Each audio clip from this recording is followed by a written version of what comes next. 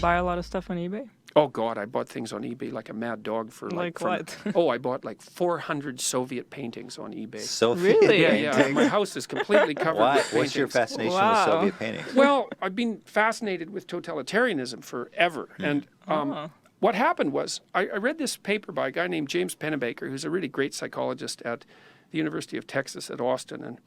And he was interested in when things become history rather than just yesterday. And he said, well, statues and so forth often start going up about 15 years after an event. So he thought things turn into history 15 years.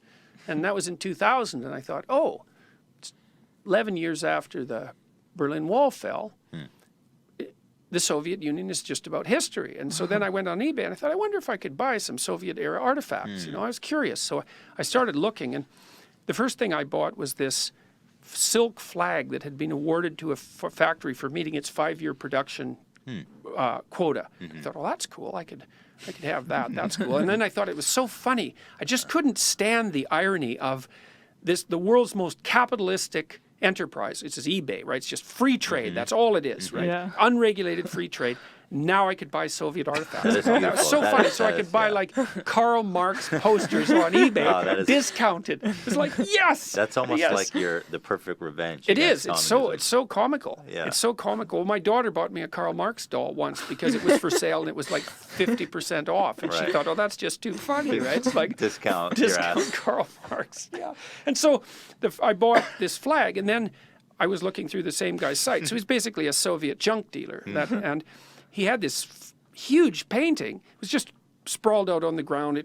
One photo that was bad had a big rip in the corner. It was Lenin and Trotsky and Dzerzhinsky, who'd run the KGB, announcing the establishment of the Soviet Union in the Winter Palace at St. Petersburg. And it was like 10 feet long and 8 feet high. And it was really high quality painting. Original? Original, oh Wow. yeah. And the Soviets had state-sponsored artists, and they would pay them to make these, paintings for their big buildings, and they pay them like 3 months' salary for a painting. And he wanted like $100 for it, and I thought, my God. okay, I'll buy that. And so I bought it, and I got it, and I unrolled it, and I had the rip fixed, and now it's in my living room, and weirdly enough, and I thought, wow, that's so amazing. And so I started looking for paintings, Right. and then I found about 6 junk dealers on eBay. They were all in the Ukraine because most of the Soviet paintings had been vacuumed up by British and American collectors before that. So I missed them, but I got the Ukraine. And then I got a network of about 15 people in the Ukraine who were going around picking up Soviet-era artifacts, and they were just emailing me pictures of all the paintings they found. Oh my God. And most of them were just horrible. Right. Like 98 out of 100 of them were terrible, terrible. And 2 of them they're so good, I couldn't believe it. The technical quality was so high. And so I just bought every one I could get my hands on. And so I have amazing. this crazy collection. You were going to have one of the best Marxist collections of art of all time. Well, I was interested in it for 2 reasons. I mean, one was the irony. It's like, haha, I could buy a Lenin painting on eBay. That's so funny. But then there was this other thing, is that the Soviets kept their like 19th century studios essentially intact. So they had highly trained artists.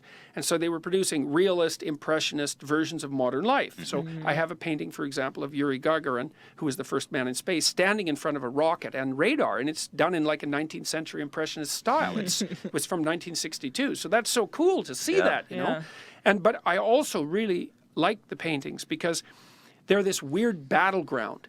They're a battleground between art, because the quality of the artist is extraordinarily high, and propaganda.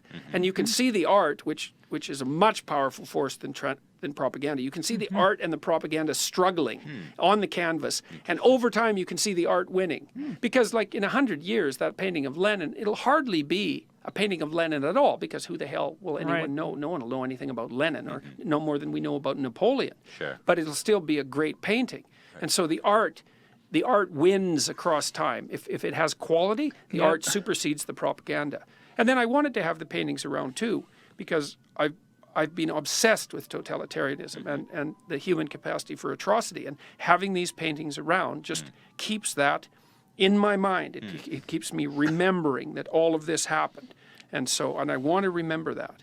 So there you have it. You can find anything on interesting. eBay. You can I find love it. it. I have love a submarine eBay. clock from a Russian Wow. submarine. eBay really is I have been buying lots of like vintage old T-shirts, and I love it because, like you said, a lot of times it could just be like a shirt that was like merch for something, I don't even know what, but the art is so cool that I just buy it because I like how the art was, and I don't even care what it was This for. company that's gone and out of business and nobody remembers or cares about produced this incredible shirt with like puffy paint and glitter. Like so much detail. Hila has a clothing Right. company, and so like the detail and the manufacturing expertise is like so beyond Right. what we can even do as professional clothing makers. Right. Well, it's so funny It's too crazy. because, you know, when an artifact is produced, mass produced, it's like it's dirt cheap, eh?